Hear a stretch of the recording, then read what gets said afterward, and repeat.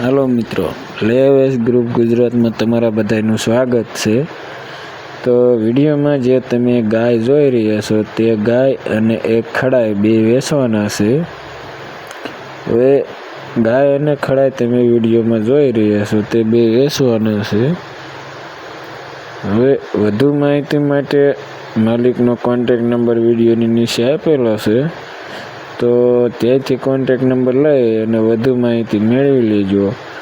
ક્યાં જોવા મળે તેની વાત કરીએ તો ગામ ગોરખી અને તાલુકો તળાજા તમને જોવા મળી જશે। વધુ માહિતી માટે કોન્ટેક્ટ નંબર વિડીયોની નીચે આપેલો છે, તો ત્યાંથી લઈ અને વધુ માહિતી મેળવી લેજો।